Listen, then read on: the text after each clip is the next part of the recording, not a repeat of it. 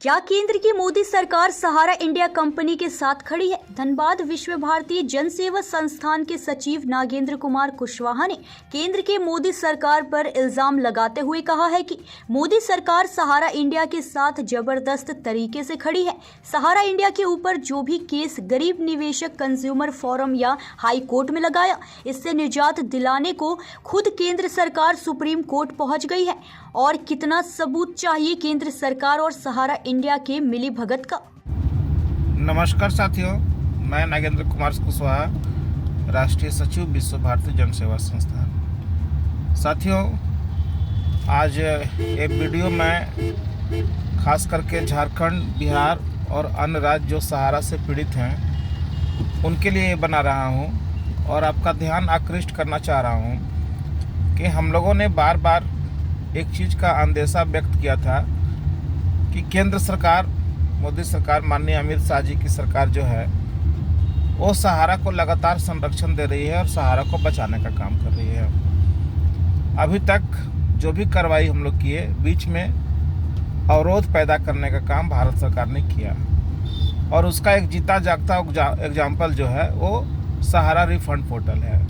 जो सहारा refund portal को ला करके सब लोगों को उसमें उलझा दिया गया और सब लोग 10,000, 20,000, 50,000 में ही उलझे पड़े हैं, जबकि यहाँ पे लाखों हजारों करोड़ों का भुगतान बाकी है विथ इंटरेस्ट। पूरा पैसा अगर जोड़ दे तो लगभग 2.5 से 3 लाख करोड़ रुपए का भुगतान बाकी है। इसी बीच में एक करतूत और भारत सरकार ने किया। यूनियन ऑफ इंडिया ने माननीय सुप्रीम कोर्ट में एक आईए लगाया है, पिनाक मोहंती जी का जो पिटीशन है उसमें, कि सहारा के ऊपर जितनी भी कार्रवाई कंज्यूमर कोर्ट में या हाई कोर्ट में हो रहा है उसको रुकवा दिया जाए। अब बताइए, इसको आप क्या कहना चाहेंगे? एक तरफ मोदी सरकार और माननीय अमित शाह जी कहते हैं कि सहारा से एक लोगों का पैसा दिलवाऊंगा और न खाऊंगा न खाने दूंगा, जो गलत करेंगे उनको सूली पर चढ़ा दूंगा। और इस सरेआम देश के लोगों का पैसा लूटने वाले, लोगों का पैसा हड़पने वाले लोगों को संरक्षण देने के लिए खुद ही आईए लगा रहे हैं। तो इसको कैसे माना जाएगा कि भारत सरकार अपना जो वादा की है कि न खाऊंगा न खाने दूंगा, वो वादा पूरा कर पाएगी? साथियों, आप सबको मालूम है कि आज लगभग 8-10 सालों से सहारा इंडिया का कोऑपरेटिव सोसाइटी का भुगतान नहीं हो पा रहा है। जमाकर्ता काफ़ी परेशान है। कितनी बहन बेटियों की शादी नहीं हो पा रही है, कितने MIS न मिलने के कारण बूढ़े बुजुर्गों का हालत ख़राब है और कितने लोग आत्महत्या तक कर लिए। और जिनके पास थोड़ा सा पैसा हो रहा है या कानूनी सलाह के माध्यम से वो लोग किसी तरह से गिरते पड़ते कंज्यूमर कोर्ट या हाई कोर्ट में जा रहे हैं कि कुछ भी हमको राहत मिले। और जो लोग गए उनको राहत मिला भी, ऐसा नहीं कि नहीं मिला। जो लोग कंज्यूमर कोर्ट में केस किए या हाई कोर्ट में किए, उनमें से अधिकांश लोगों का सेटलमेंट हुआ और सहारा को पैसा देना पड़ा। अब इससे बचने के लिए सहारा ने एक नया हथकंडा खड़ा किया और भारत सरकार के द्वारा अपनी याचिका लगाने में सफल हो गया कि उसे इस सब केसों से राहत दी जाए। आखिर बताइए, एक गरीब कहाँ जाएंगे?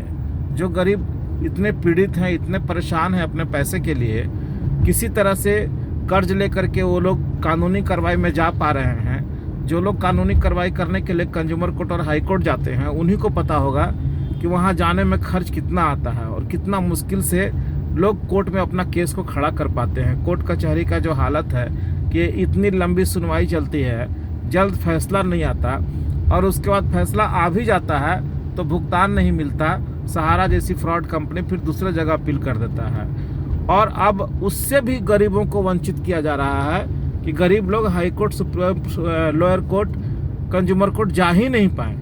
भला बताइए, इसको कैसे मान लें कि भारत सरकार गरीबों की सरकार है?